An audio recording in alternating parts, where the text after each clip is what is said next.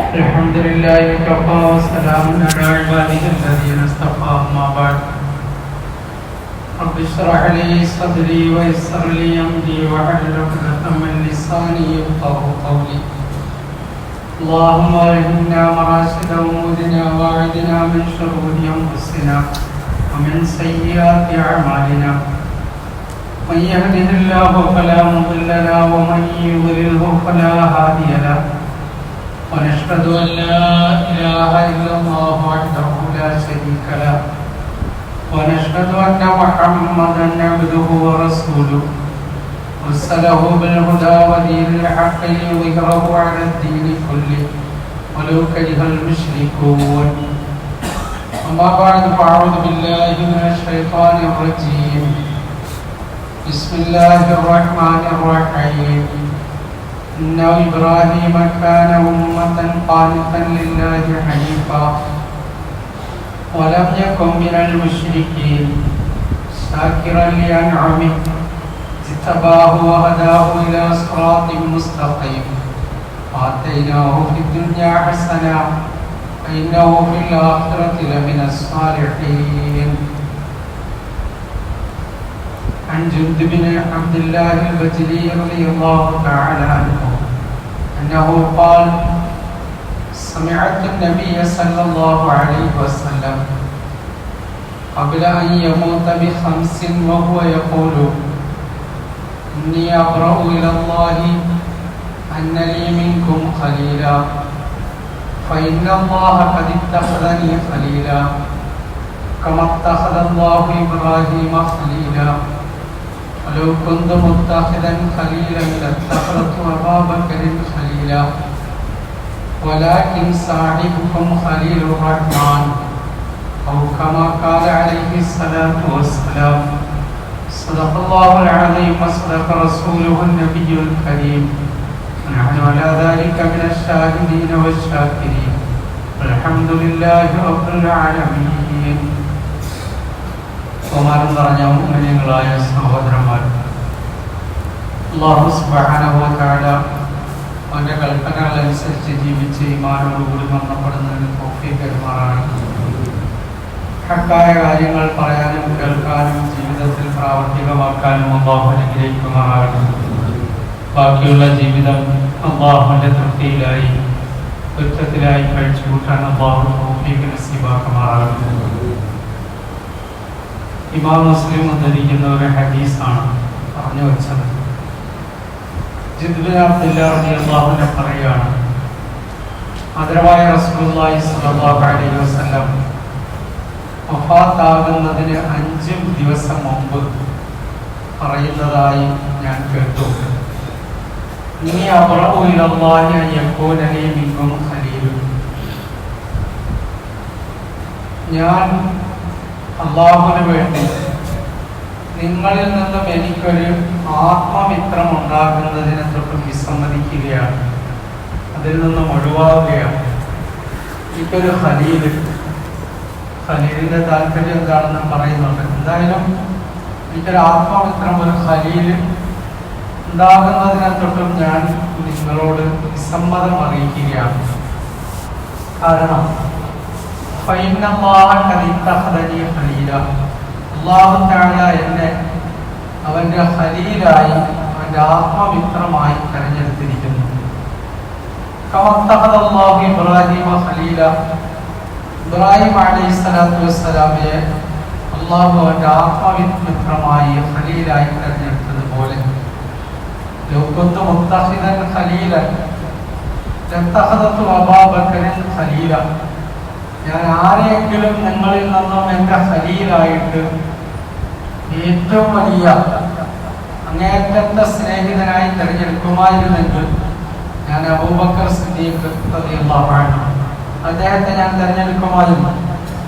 വലാകിൻ സാഹിബുക്കും ഖലീലുർ റഹ്മാൻ. പക്ഷേ നിങ്ങളുടെ ഈ കൂട്ടുകാരൻ, നിങ്ങളുടെ ഈ സാഹിബ്, നിങ്ങളുടെ ഈ സ്നേഹിതൻ, നിങ്ങളുടെ ഈ പ്രവാചകൻ റഹ്മാനായ അല്ലാഹുവിന്റെ ആത്മമിത്രമാണ് എന്ന് റസൂലുള്ളാഹി സ്വല്ലല്ലാഹു അലൈഹി വസല്ലം വഫാത്തിന് തൊട്ട് മുമ്പായിട്ട് പറഞ്ഞ ഹദീസ് ഇമാം മുസ്ലിം ഉദ്ധരിക്കുന്നുണ്ട്. ഈ ഹദീസിന്റെ മറ്റു ചില വാചകങ്ങളോട് ചേർത്ത് വേറെയും ചില ഹദീസ് കിതാബുകളിൽ വരുന്നുണ്ട്. അതിനെക്കുറിച്ച് പുറകെ സൂചിപ്പിക്കും.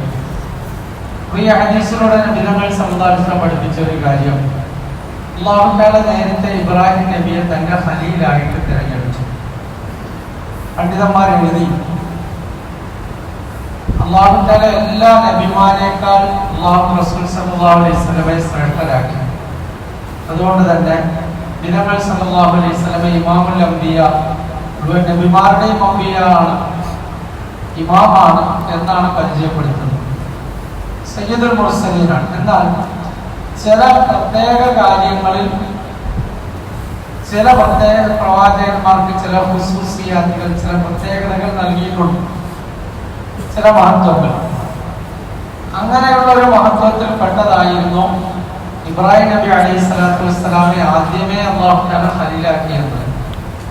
എന്നാൽ പ്രവാചകൻ സല്ലല്ലാഹു അലൈഹി വസല്ലമയുടെ ജീവിതത്തിന്റെ അവസാനത്തിൽ, ജീവിതത്തിന്റെ സായാഹ്നത്തിൽ നബിതങ്ങൾ സല്ലല്ലാഹു അലൈഹി വസല്ലമയ്ക്കും അല്ലാഹു അറിയിപ്പ് കൊടുത്തു, താങ്കളെ ഖലീലായി തിരഞ്ഞെടുത്തു. ഖലീൽ എന്ന് പറഞ്ഞാൽ മറ്റാർക്കും മനസ്സ് കൊടുക്കാത്ത രീതിയിൽ ഹൃദയത്തിൽ ആത്മമിത്രമായി സ്വീകരിക്കുന്ന ആളിനാണ് പൊതുവെ പറയപ്പെടുന്നത്.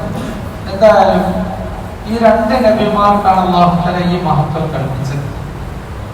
എന്തുകൊണ്ടാണ് ഇബ്രാഹിം നബി അലൈഹി സ്വലാത്തു വസ്സലാമയുടെ ഈ മഹാത്മ്യം എന്ന് മാത്രമല്ല, അല്ലാഹു റസൂൽ സല്ലല്ലാഹു അലൈഹി വസല്ലമയോട് അല്ലാഹു തആല പറഞ്ഞതും ഇബ്രാഹിം നബി അലൈഹി സ്വലാത്തു വസ്സലാമയുടെ മാർഗത്തെ പിൻപറ്റി താങ്കൾ ജീവിക്കണമെന്നാണ്. അല്ലാഹു തആല പറഞ്ഞ വഹി അറിയിച്ചു ഇലൈക, താങ്കളിലേക്ക്, അനിത്തബിഉ മില്ലത ഇബ്രാഹിമ ഹനീഫ, ഇബ്രാഹിം അലൈഹിസ്സലാമിന്റെ മില്ലത്തിനെ, മാർഗത്തെ, മതത്തെ, വഴിയെ പിൻപറ്റി വേണം താങ്കൾ ജീവിക്കാൻ. അതിനെ പിൻപറ്റിക്കൊള്ളുക. ഇത് മുഴുവൻ ഉമ്മത്തിനോടും അല്ലാഹു തആല അങ്ങനെ കൽപ്പിച്ചിട്ടുണ്ട്. വത്തബിഉ മില്ലത ഇബ്രാഹിമ ഹനീഫ, നമ്മളോട് പറഞ്ഞു സദഖല്ലാഹ്, വത്തബിഉ മില്ലത ഇബ്രാഹിമ ഹനീഫ, ഹനീഫായ ഇബ്രാഹിം അലൈഹിസ്സലാത്തു വസ്സലാമയുടെ മാർഗത്തെ നിങ്ങൾ പിൻപറ്റിക്കൊള്ളുക. എന്നിട്ട് അല്ലാഹു പറഞ്ഞു,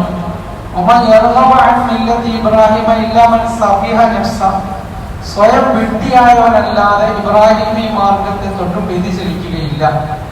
ഇബ്രാഹിം നബി അലൈഹി സ്വലാത്തു വസ്സലാമയുടെ മതം, മാർഗം, വഴിയെ തൊട്ടും ആരെങ്കിലും അനിഷ്ടം കാണിക്കുന്നുണ്ടെങ്കിൽ അവൻ സ്വയം വിഡ്ഢിയായി പോയവനാണ്. അങ്ങനെ അല്ലാത്ത ഒരാൾക്കും അത് സാധിക്കുകയില്ല.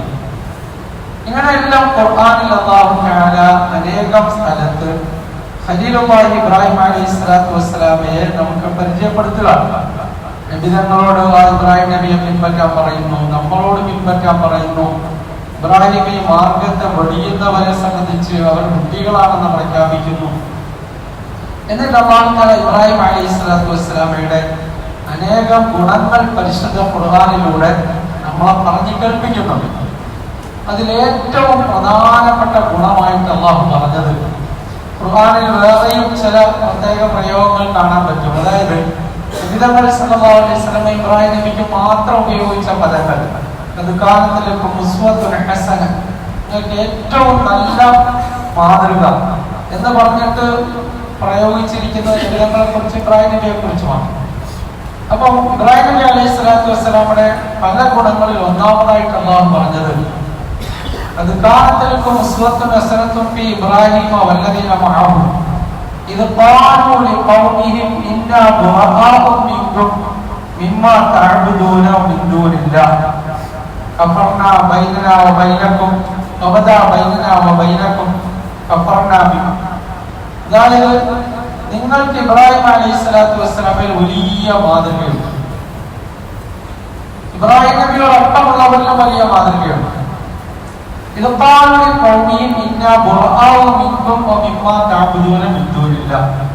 അതിലാദ്യത്തെ ഗുണം, ഒന്നാമത്തെ മഹത്വം, ഒന്നാമതായിട്ട് നിങ്ങൾ മനസ്സിലാക്കേണ്ട ഇബ്രാഹിം നബിയുടെ ഗുണം, അല്ലാഹു അല്ലാതെ ലോകത്ത് ആരെല്ലാം ആരാധിക്കപ്പെടുന്നുണ്ടോ അങ്ങനെയുള്ള എല്ലാ കാര്യങ്ങളിൽ നിന്നും പരിപൂർണമായി മുക്തനായ പ്രവാചകനാണ് ഇബ്രാഹിം അലൈഹി സ്വലാത്തു വസ്സലാം. എല്ലാ നബിമാരും അങ്ങനെ തന്നെയാണ്, എല്ലാ മഹാന്മാരും അങ്ങനെ തന്നെയാണ്, എല്ലാ സഹാബികളും അങ്ങനെ തന്നെയാണ്, എല്ലാ പ്രവാചകന്മാരുടെ സഹാബികളും അങ്ങനെ തന്നെയാണ്. ഇബ്രാഹിം നബി അലൈഹി സ്വലാത്തു വസ്സലാമെ അള്ളാഹു എടുത്തു പറഞ്ഞത്, ഇബ്രാഹിം നബി അലൈഹി സ്വലാത്തു വസ്സലാം വരുന്ന സമൂഹത്തിന്റെ അവസ്ഥ മറ്റുള്ളവരുടെ അവസ്ഥയേക്കാൾ ഭീകരമായിരുന്നു. ഇക്കാര്യം ജീവൻ പണയം വെച്ചിട്ട് മാത്രമേ അതിൽ നിന്നും മാറി നിൽക്കാൻ കഴിയുമായിരുന്നുള്ളൂ. അതിൽ ഇബ്രാഹിം അലൈഹി സ്വലാത്തു വസ്സലാം എത്രയോ മാറി എന്ന് പറഞ്ഞാൽ അതിന്റെ ഒരു ലാഞ്ചന പോലും ജീവിതത്തിൽ വാക്കിലോ പെരുമാറ്റത്തിലോ പ്രവൃത്തിയിലോ സംസാരത്തിലോ വിശ്വാസത്തിലോ കടന്നു വരാത്ത രൂപത്തിൽ പൂർണ്ണമായിട്ടും ശിർക്കിൽ നിന്ന് മുക്തനാണ്. അതുകൊണ്ട് ഖുർആനിൽ ഒരുപാട് സ്ഥലത്ത്, ഒരു സ്ഥലത്തല്ല ഒരുപാട് സ്ഥലത്ത് ഇബ്രാഹിം നബി അലൈഹി സ്വലാത്തു വസ്സലാമെ പറയുന്നിടത്തെല്ലാം വലം യകുൻ മിനൽ മുശ്രിക്കീൻ എന്ന് അല്ലാഹു എടുത്തു പറഞ്ഞു. അദ്ദേഹം ശിർക്ക് ചെയ്തിട്ടില്ല, അങ്ങനെയുള്ള ആൾക്കാരിൽ പെട്ടയാളുമായിരുന്നില്ല. അത് ആദ്യത്തെ ഗുണമാണ്. തൗഹീദിൽ പരിപൂർണനായിരുന്നു. അത് മുഴുവൻ മുഅ്മിനീങ്ങളെയും മുഴുവൻ മനുഷ്യന്റെയും സ്വർഗത്തിലേക്ക് പോകാനുള്ള അടിസ്ഥാന യോഗ്യതയാണ് തൗഹീദിൽ പൂർണ്ണനായിരിക്കുക എന്നുള്ളത്. യഥാർത്ഥത്തിൽ നമ്മൾ ചിന്തിച്ചാൽ ഇന്ന് നമ്മുടെ ലോകത്ത് ഒരുപാട് മുശ്രിക്കീങ്ങളെ കാണുന്നുണ്ടല്ലോ. നമ്മുടെ ചുറ്റുവട്ടത്ത് മുഅ്മിനീങ്ങളല്ലാത്ത മുസ്ലിമീങ്ങളല്ലാത്ത ഒരുപാട് ബാക്കി എല്ലാവരും ശിർക്ക് ചെയ്ത് ജീവിക്കുന്നവരാണ്. ഒരർത്ഥത്തിലല്ലെങ്കിൽ വേറെ അർത്ഥത്തിൽ. ഈ മുശ്രിക്കീങ്ങളെയൊക്കെ പരിശോധിക്കുമ്പോൾ അവരെ പോലെ ഉള്ളവരായിരുന്നില്ല ആദരവായ റസൂലുള്ളാഹി സ്വല്ലല്ലാഹു അലൈഹി വസല്ലം മക്കയിൽ ഈ ദീനിന്റെ ദീനുമായിട്ട് വരുമ്പോഴുണ്ടായിരുന്ന മുശ്രിക്കുകൾ ഒരുപാട് വ്യത്യാസമുണ്ട്. അത് നമുക്ക് ഒന്ന് നോക്കിയാൽ, ഒരു ചരിത്രം ഒന്ന് വായിച്ചാൽ അല്ലെങ്കിൽ ഒന്ന് അവരിലേക്കൊന്ന് ചിന്തിച്ചാൽ വേഗം ബോധ്യപ്പെടുന്ന കാര്യമാണ്. കാരണം ഇന്ന് നമ്മൾ ചെയ്തുകൊണ്ടിരിക്കുന്ന പല അമലുകളും അതിനെ ഒരർത്ഥത്തിൽ അവർ ചെയ്തു വരുന്നവരായിരുന്നു. പല അമലുകൾ ഒരർത്ഥത്തിൽ അവർ ചെയ്യുന്നുണ്ടായിരുന്നു. അവരുടെ ഹജ്ജിനെ കുറിച്ച് ഖുർആനിൽ പറയുന്നില്ല. നബി സല്ലല്ലാഹു അലൈഹി വസല്ലമയുടെ വരവിന് മുമ്പുള്ള മുശ്രിക്കുകളുടെ ഹജ്ജ് അത് ഖുർആനിലെ ഹദീസിലൊക്കെ കാണാം. അവർ ഹജ്ജ് ചെയ്യും, കഅബയെ തവാഫ് ചെയ്യുന്നതിനെ കുറിച്ച്, ആ സമയത്ത് പറയുന്ന വാക്കുകളെ കുറിച്ച് ഹദീസിൽ കാണാൻ കഴിയും. അവരുടെ നോമ്പിനെ കുറിച്ച് കാണാൻ കഴിയും. അവരുടെ നമസ്കാരത്തെ കുറിച്ച് കാണാൻ കഴിയും. നമസ്കാരമുണ്ട് അവർക്ക്. അത് പലരും പല രൂപത്തിൽ ചെയ്തു എന്ന് മാത്രം.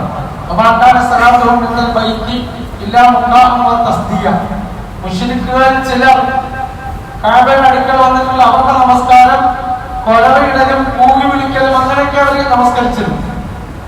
ചില മുശ്രിക്കുകൾ അവർ ജാഹിലിയ്യത്തിൽ അവർ സാധാരണ നിസ്കരിക്കുന്ന പോലെ നിസ്കരിച്ചു. ഇമാം മഹാക്കിം ഉദ്ധരിക്കുന്ന ഹദീസിൽ അബൂ ദർ റളിയല്ലാഹു അൻഹു പറയുന്നുണ്ട്, ജാഹിലിയ്യ കാലഘട്ടത്തിൽ കഅബയുടെ മുറ്റത്ത് വന്ന് നിസ്കരിച്ചിട്ട് ഞാൻ വെയിലടിച്ച് ബോധം കെട്ടു വീണു. അങ്ങനെയൊക്കെ നിസ്കാരം ഉണ്ടായിരുന്നു. എന്ന് മാത്രമല്ല, അവര് തൗഹീദിന്റെയൊക്കെ ചില വാക്കുകളൊക്കെ പറയുമായിരുന്നു. മുസ്ലിം ഉദ്ധരിക്കുന്ന ഹദീസ് നമ്മൾ പലപ്പോഴും ശ്രദ്ധയിൽപ്പെട്ടിട്ടുള്ളതാണ്, നിങ്ങൾ കേട്ടിട്ടുള്ളതുമാണ്. നബി സല്ലല്ലാഹു അലൈഹി വസല്ലം പറയുന്നുണ്ട്, നബി പരിശുദ്ധ കഅബയുടെ ഒരു സൈഡിൽ ഇരിക്കുമ്പോൾ ഈ മുശ്രിക്കുകൾ കഅബയെ തവാഫ് ചെയ്ത് തൽബിയത്ത് പറഞ്ഞ് കടന്നു വരിക. അപ്പൊ അവരെങ്ങനെ തൽബിയത്ത് പറയുന്നത്? ലബ്ബൈക അല്ലാഹുമ്മ ലബ്ബൈക തന്നെ. ലബ്ബൈക ലാ തഅസന്നല്ല, ലബ്ബൈക അല്ലാഹുമ്മ ലബ്ബൈക ലബ്ബൈക ലാ ശരീക ലക ലബ്ബൈക. ഇങ്ങനെ പറഞ്ഞിട്ടാണ് അവർ വരുന്നത്. അല്ലാഹുവേ, നിന്റെ വിളിക്ക് ഉത്തരം ചെയ്ത് ഞങ്ങൾ ഇതാ വന്നിരിക്കുന്നു. നിന്റെ വിളിക്ക് ഉത്തരം ചെയ്ത് ദാസനിതാ എത്തി, നിനക്കൊരു പങ്കുകാരുമില്ല. ഇത്രയും പറഞ്ഞപ്പോൾ നബി സല്ലല്ലാഹു അലൈഹി വസല്ലം അവരോട് പറഞ്ഞു, വൈലുൽ ലക്കും ഖദ് ഖദ്, നിർത്ത്, നിങ്ങൾക്ക് നാശം, നിങ്ങൾ ഇനി പറയുന്ന കാര്യം പറയരുത് എന്ന് അവരോട് പറയുന്നുണ്ട്. അപ്പൊ അവര് പറയും, ഇല്ല ശരീകൻ തംലികു ലക വമാ മലക.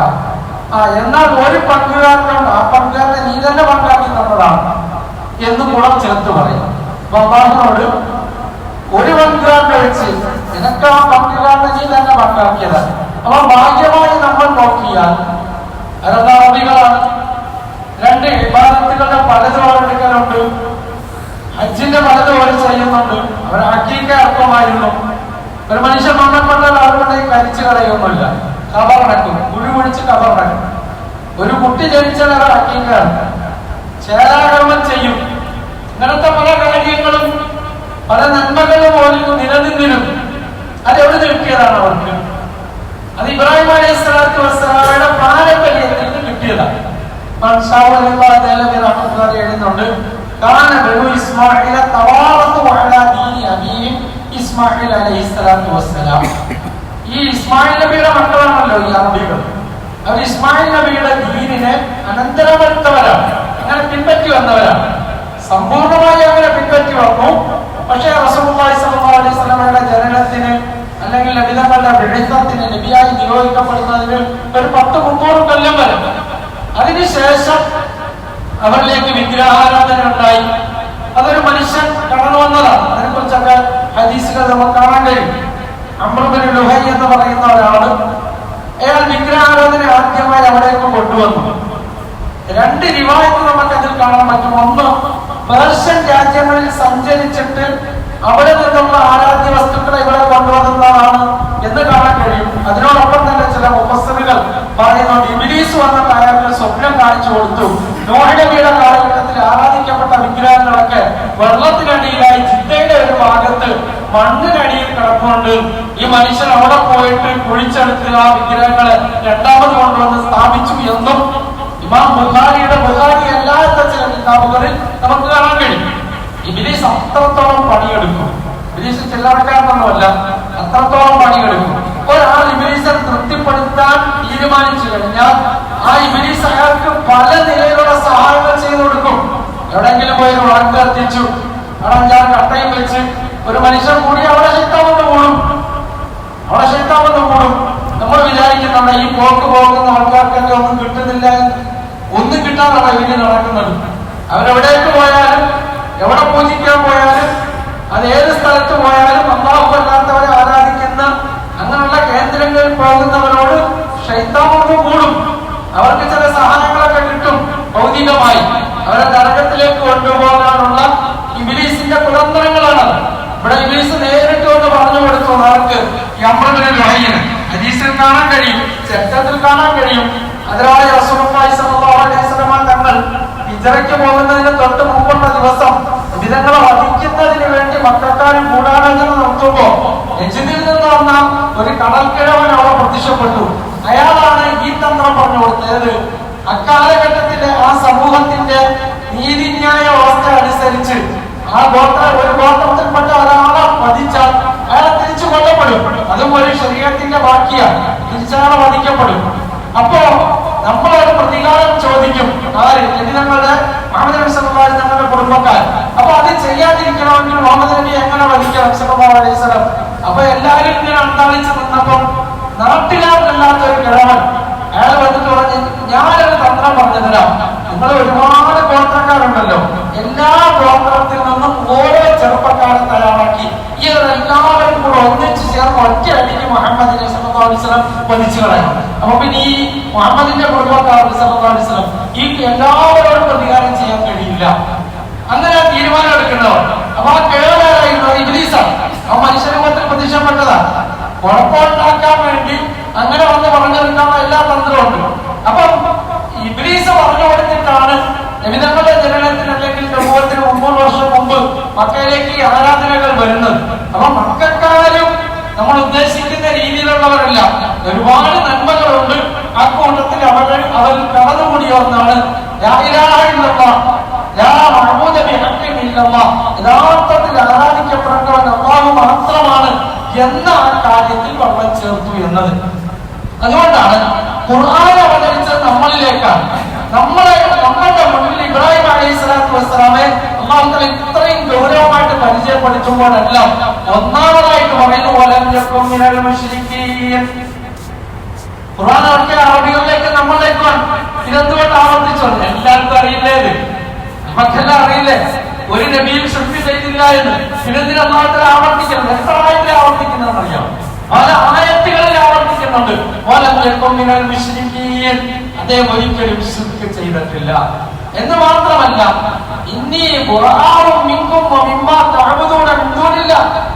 ആ കാലഘട്ടത്തിലെ ജനത്തെ നോക്കിയിട്ട് അവരിൽ ചിലർ വിഗ്രഹാരാധകർ, അവരിൽ ചിലർ നക്ഷത്രങ്ങളെ ആരാധിക്കുന്നവർ, ഇങ്ങനെ വിവിധങ്ങളായ ആരാധ്യ വസ്തുക്കളുള്ള തന്റെ കുടുംബക്കാരും ബന്ധുക്കളും ഭരണകർത്താക്കളും രാജ്യത്തിന്റെ നേതൃത്വം എല്ലാവരോടും നോക്കിയിട്ട് പറഞ്ഞു, ഞാൻ നിങ്ങളിൽ നിന്നും പരിപൂർണമായി ഒഴിവായിരിക്കാണ് നിങ്ങൾ ആരാധിക്കുന്ന ഈ വസ്തുക്കളെ തൊട്ടും.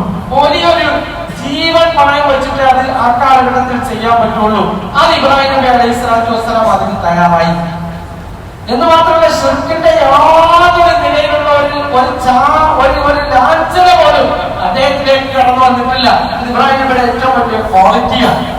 ഒരു ഹദീസ് നമുക്ക് കാണാൻ കഴിയും.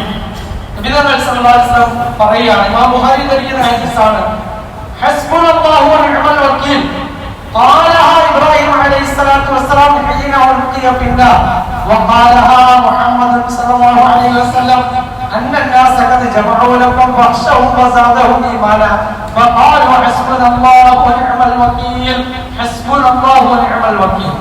അല്ലാഹു എനിക്ക് മതിയായവനാണ്, ഞാൻ അവനിലേക്ക് പൂർണ്ണമായി വരവേൽപ്പിച്ചിരിക്കുന്നു. ഈ വാക്ക് പറഞ്ഞ റസൂലുള്ളാഹി സ്വല്ലല്ലാഹു അലൈഹി വസല്ലം പറയാണ്, ഖാലഹാ ഇബ്രാഹിം അലൈഹി സ്വലാത്തു വസ്സലാം ഹീന ഉൽഖിയ ഇലൻ നാർ. ഇബ്രാഹിം നബി അലൈഹി സ്വലാത്തു വസ്സലാമെ തീക്കുണ്ടാരത്തിലേക്ക് അവൻ എടുത്ത് ഇടാൻ പോകുന്ന എറിയാൻ പോകുന്ന സമയത്ത് പറഞ്ഞ വാക്യത, നിങ്ങളെ എന്ത് ചെയ്താലും എനിക്ക് അല്ലാഹു മതിയായവനാണ് എന്ന് പറഞ്ഞാൽ ഈമാനിന്റെ എല്ലാ ഗുണങ്ങളുടെയും ഏറ്റവും പൂർണ്ണമായ അവസ്ഥ ഇബ്രാഹിം നബിയുടെ വാക്കിലൂടെ, പ്രവൃത്തിയിലൂടെ, ജീവിതത്തിലൂടെ പ്രകടമാണ്. ഇത് തവക്കുൽ ഈമാനിന്റെ ഒരു ഉയർന്ന അവസ്ഥയാണ്. ആ തവക്കുലിന്റെ ഏറ്റവും ഉയർന്ന അവസ്ഥ അത് ഇബ്രാഹിം നബിയുടെ വാക്കിലൂടെയും ജീവിതത്തിലൂടെയും പരിപൂർണമായി പ്രകടമാകുകയാണ്. പൂർണ്ണ അവസ്ഥ മഹബ്ബത്ത് ഈമാനിന്റെ ഒരു അടയാളമാണ്. അതിന്റെ പൂർണ്ണമായ അവസ്ഥ അങ്ങനെ ഇറക്കാൻ പറഞ്ഞാൽ ഇറക്കാൻ തയ്യാറാണ്. അത് അല്ലാഹുവിനെ മാത്രം പങ്കുവെച്ചു കൊടുക്കാൻ അതിന്റെ പൂർണ്ണ അവസ്ഥ, തൗഹീദിന്റെ പൂർണ്ണമായ അവസ്ഥ. ഒരു ലാഞ്ചനയും ശിർക്കിന്റെ അല്പവും വന്നിട്ടില്ല. നമ്മളൊക്കെ നമ്മുടെ ജീവിതത്തില് നമ്മുടെ നിത്യസംഭവങ്ങളിൽ ഏതെങ്കിലും പിന്നെ മറ്റ് അല്ലാഹു അല്ലാത്തവരെ ആരാധിക്കുന്നിടത്ത് പോകുന്ന മാത്രമല്ല, നമ്മുടെ പ്രശ്നങ്ങൾ വരുമ്പോ നമ്മുടെ മനസ്സിനെ ഒന്ന് അളന്നു നോക്കണം. ആ ഇബ്രാഹിമി മില്ലത്തിലും മാർഗത്തിലും എത്താൻ നമുക്ക് കഴിഞ്ഞിട്ടുണ്ടോ? നബി സല്ലല്ലാഹു അലൈഹി വസല്ലം പറഞ്ഞു, മനുഷ്യന്റെ ജീവിതത്തിൽ ചിലപ്പോൾ ഫാലുണ്ടാവും, തീരത്തുണ്ടാവും. ഒരിടത്തുനിന്ന് ഇറങ്ങി വന്നപ്പോ എന്തെങ്കിലും ഒരു വസ്തുവിനെ കണ്ടു. അപ്പോൾ തോന്നുക എന്തോ ഒരു ശകലമാണല്ലോ, കുഴപ്പമാണല്ലോ, ശൈത്താനെ തോന്നിപ്പിക്കാം. അങ്ങനെയൊക്കെ ഉണ്ടാകാറില്ല മനുഷ്യൻ. പറഞ്ഞു, അങ്ങനെ എന്തെങ്കിലും നിങ്ങൾക്ക് തോന്നിയാൽ നിങ്ങൾ ഉടനെ പറയണം,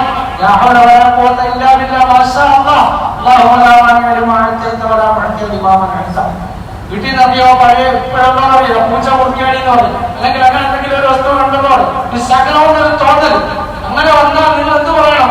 ഈ വസ്തുക്കൾ പറഞ്ഞ നന്മ കൊണ്ടുവരാനോ തിന്മയിൽ നിന്ന് തടയാനോ കഴിയില്ല. ഇത്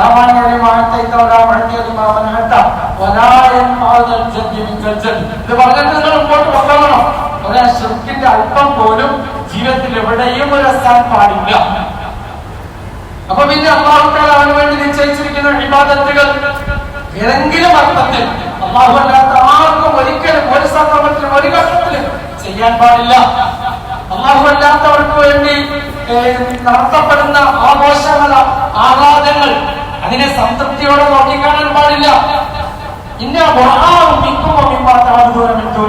ഈ ആയത്തിന്റെ അടിസ്ഥാനത്തിൽ പണ്ഡിതന്മാരുടെ അഖീദയുടെ നിയമം തന്നെ നമ്മളെ പഠിപ്പിക്കുന്നുണ്ട്. എന്താണത്? അഖീദ എന്ന് പറഞ്ഞ വിശ്വാസത്തിന്റെ, ഈമാനിന്റെ ഒരു നിയമം തന്നെ. ശിർക്കും കുഫറുമായി ബന്ധപ്പെട്ട ഒരു കാര്യവുമായി നമ്മൾ രാജിയാവില്ല. ശിർക്ക് ചെയ്യുന്ന മനുഷ്യരുമായി നമുക്ക് ബന്ധമുണ്ടാവും, കുഫർ ചെയ്യുന്ന മനുഷ്യരുമായി ബന്ധമുണ്ടാവും. അത് വേറൊന്നാണ്. അതിന് പറയുന്ന പേര് ബറാഅത്തും വലാഅത്തുമാണ്. അതായത് ശിർക്കുമായി ബന്ധപ്പെട്ട എല്ലാത്തിലും നമ്മൾ പൂർണ്ണമായി അവരായിട്ട് ഒഴിവാണ്. അപ്പൊ അവിടെ പോയിട്ട് ശിർക്ക് നടക്കുന്ന, പൂജ നടക്കുന്ന കാര്യത്തിൽ പങ്കെടുക്കുക, അതിനെ പ്രോത്സാഹിപ്പിക്കുക, അതിനുവേണ്ടി സാക്ഷിയാക്കുക, അതിന് ഒരു മതേതരത്വമായിട്ട് പ്രചരിപ്പിക്കുക. അത് ഇസ്ലാമല്ല. കാര്യമില്ല, ഇസ്ലാമല്ല, അത് ദീനല്ല. അതിനെ ആര് എത്ര വലിയ കുത്തുബ് ചെയ്താലും, എത്ര വലിയ അല്ലാമ ചെയ്താലും, എത്ര വലിയ തങ്ങൾ ചെയ്താലും അത് ദീനല്ല. അത് അല്ലാഹുവിന്റെ റസൂൽ പഠിച്ചത്. അത് ഇബ്രാഹിമി മില്ലത്തല്ല, ഇബ്രാഹിമി മാർഗമല്ല. അതിൽ നിന്ന് പൂർണ്ണമായിട്ട് ഒഴിവാക്കണം. പക്ഷെ ശിർക്ക് ചെയ്യുന്ന മനുഷ്യരുണ്ട്, നമ്മുടെ സഹവാസികൾ ഒന്നിച്ച് ജോലി ചെയ്യുന്നോ, നമ്മുടെ അയൽക്കാർ കുഫ്ർ ചെയ്യുന്ന മനുഷ്യരുണ്ടാവും. അവരുമായിട്ടുള്ള ബന്ധത്തിനൊന്നും ഒരു കുറവുമില്ല. ആ ബന്ധത്തിന് ഒരു കുറവ് വരുത്താനും പാടില്ല.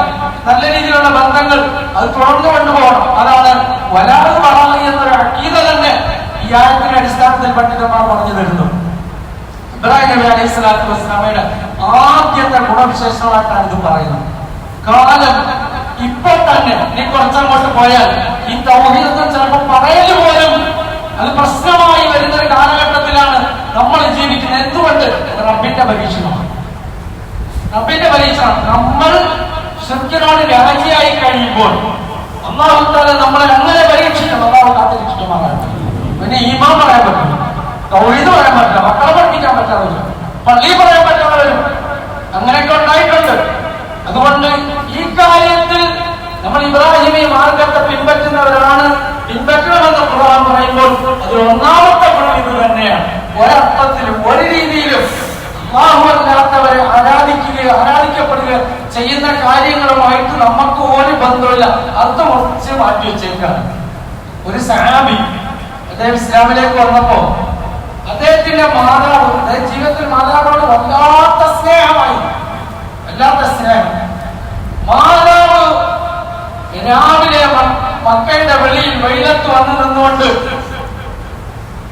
മാതാവ് പറഞ്ഞു, ഞാൻ ഇനി മരിക്കുന്നത് വരെ വെള്ളം കുടിക്കാതെ ഭക്ഷണം കഴിക്കാതെ ഇവിടെ നിന്ന് ഞാൻ മരണപ്പെട്ടു പോകും. നീ ഇതിൽ നിന്നും പിന്തിരിഞ്ഞു വന്നില്ലായെങ്കിൽ. മാതാവിനോട് അങ്ങേയറ്റം സ്നേഹമുള്ള, അങ്ങേയറ്റം മാതാവിനെ ഇഷ്ടപ്പെടുന്ന ആ മകൻ, ആ സഹാബി പറഞ്ഞു, ഉമ്മ ഇങ്ങനെ നിന്ന് മരിച്ചാലും ഈ അവസ്ഥയിൽ ഇല്ലാതായാലും ഞാൻ അല്ലാഹുവിന്റെ ദീനിൽ നിന്ന് തിരിഞ്ഞു വരികയില്ല. ബാക്കി എന്ത് കാര്യം ചെയ്യും? ഈ കാര്യം ഞാൻ ചെയ്യുകയില്ല. ഉമ്മ അങ്ങനെ ഒന്ന് മരിക്കാൻ ആ തീരുമാനം അങ്ങനെ വരച്ചു. ഇവിടെയാണ് ഖുർആൻ അല്ലാഹു തആല പറഞ്ഞത്, ജാദാകറാം തുശ്രികബി മാ ലൈസ ലക ബിഹി ഇൽമുൻ ഫലാ തുതിഉഹുമാ വസാഹിബഹുമാ ഫിദ്ദുനിയാ മഅറൂഫൻ വത്തബിഉ സബീല മൻ അനാബ ഇലയ്യ ثم ഇലൈഹി മർജിഉകും വഉനബ്ബിഉകും ബിമാ കുൻതും തഅമലൂൻ. നീ നിന്റെ മാതാപിതാക്കൾക്ക് അങ്ങേയറ്റത്തെ ഉപകാരം ചെയ്യണം. അങ്ങേയറ്റത്തെ ഉപകാരം. അല്ലാഹുവിന്റെ ഇബാദത്തിന് തൊട്ട് ചേർത്ത് അല്ലാഹു പറഞ്ഞ കാര്യമാണ്. അങ്ങേയറ്റത്തെ ഇനി അവർ രണ്ടുപേരും അല്ലാഹുവോട് ശിർക്ക് ചെയ്യുന്നതിന് നിന്നെ നിർബന്ധിച്ചാൽ, അതിനുവേണ്ടി പ്രയത്നിച്ചാൽ, അക്കാര്യത്തിൽ അവർ രണ്ടുപേരെ വഴിപ്പെടേണ്ട. ശിർക്ക് അമ്മായി ബാപ്പായി പറഞ്ഞ അല്ലാതെ അതിനില്ല.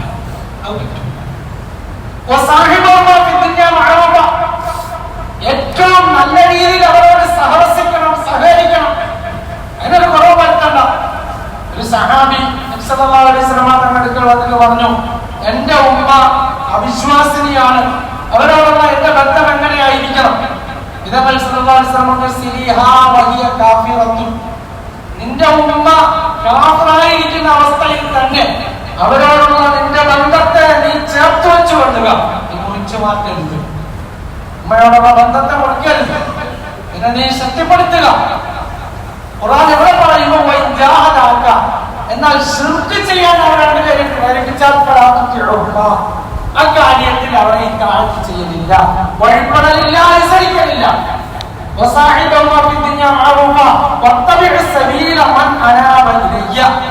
ഈമാനും ഇസ്ലാമും കൊണ്ട് എന്നിലേക്ക് മുറിഞ്ഞു വീണ് ജീവിക്കുന്ന മനുഷ്യരുടെ പ്രവാചകരെ നിങ്ങൾ അതിൽ പിൻപറ്റിക്കൊള്ളുക. കാരണം നിങ്ങൾ മരണപ്പെട്ടിട്ട് മടങ്ങി വരുന്നത് അല്ലാഹുവിലേക്കാണ്, എന്നിലേക്കാണ്, മാതാപിതാക്കളിലേക്കാണ് മരിച്ചു പോകുന്നത്, അല്ലാഹുവിലേക്കാണ്.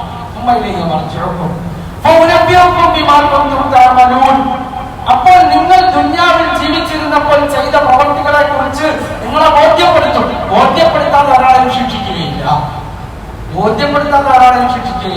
ഞാൻ ബോധ്യപ്പെടുത്തില്ല. അങ്ങനെ ബോധ്യപ്പെടേണ്ട ഒരു ദിവസത്തിൽ നിങ്ങൾ ശിർക്ക് ചെയ്തിട്ടുണ്ടെങ്കിൽ നിങ്ങൾ ഒരു കാരണവശാൽ സ്വർഗത്തിലേക്ക് പ്രവേശിക്കാൻ കഴിയില്ല.